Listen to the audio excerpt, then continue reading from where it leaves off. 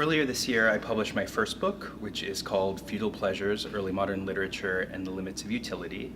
And in that book, I look at debates in the Renaissance about the value of literature in order to see how they can help us make sense of current debates going on about the so-called crisis in the humanities. In the Renaissance, poetry was often defended on the grounds that it both pleases and instructs, that it's both enjoyable and useful.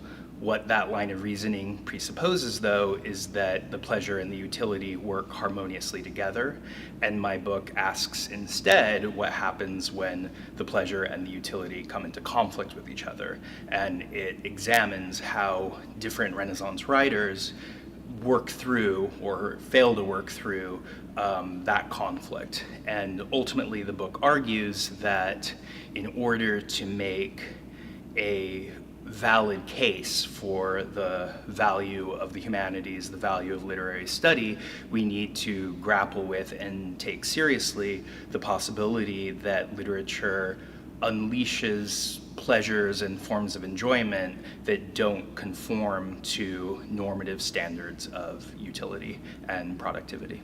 So even though Feudal Pleasures doesn't directly address the classroom experience, it's very much coming out of my pedagogy.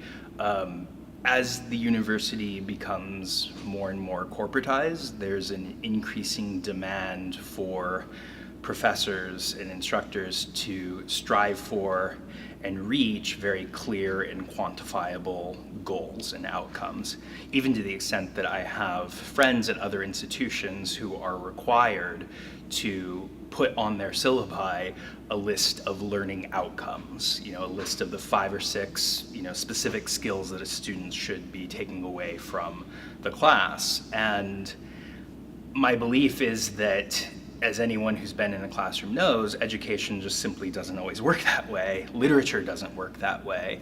Striving for predetermined goals may be a noble project, but that doesn't leave any room for the unexpected. It doesn't leave any room for the pleasures of surprise or wandering or mystery.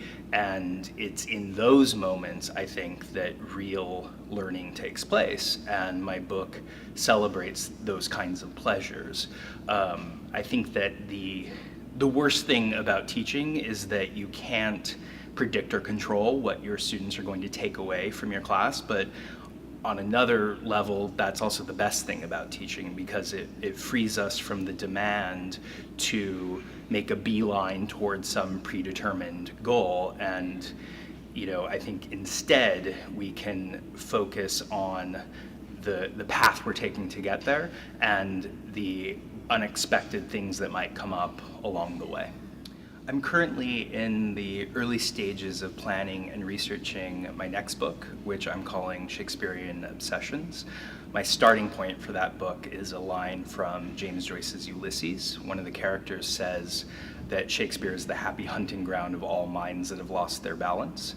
And as a Shakespeare scholar, I very much understand that and feel that quite often. In particular, in that book, I'm interested in exploring the blurred line between analyzing and overanalyzing in our approaches to Shakespeare's plays, and also in exploring what happens when the kind of close reading that we profess and practice in literary studies becomes a form of obsession or madness, kind of, obsessive attention to detail.